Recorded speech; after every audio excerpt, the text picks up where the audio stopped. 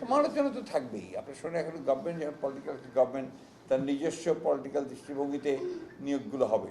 এটা তো এমন না যে আপনার মুহূর্তের মধ্যে সমস্ত ফেরেস্তা নিয়ে আসবে, যে যত দ্য বেস্ট পসিবল যাদেরকে মনে হয়েছে তাকে দেওয়া হয়েছে। আর যেহেতু দলীয় সরকার কিছুটা দলীয় লোক তো থাকবেই। এটাকে আপনার সমালোচনা হতে পারে, আমরা সমালোচনা হবে না তা বলছি না, কিন্তু এটা নিয়ে আমরা খুব একটা উদ্বিগ্ন নই। না, আমাদের আপনি ধরেন যে একটা বড় মানে বড় চ্যালেঞ্জ যেটা, সেটা হচ্ছে যে আপনার পতিত ফ্যাসিস্ট বাহিনী যারা, তারা কিন্তু আপনার চুপ করে বসে নেই।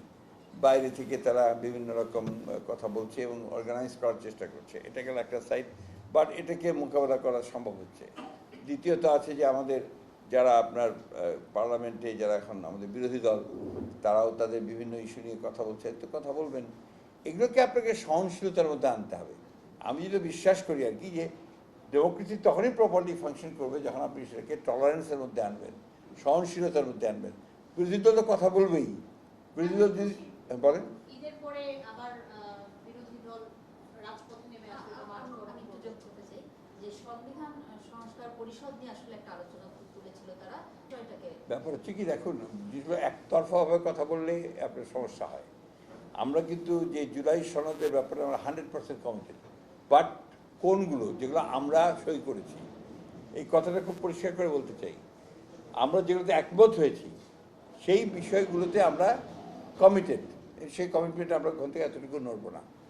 আপনার আমাদের উপর চাপিয়ে দেওয়া যেটা একটা আপনার কোনো শর্ত, এটা তো মেনে নেওয়াটা আমাদের জন্য নিশ্চয়ই আপনার সবসময় সম্ভব নাও হতে পারে। তবে সেটা আমরা আলোচনা করেছি।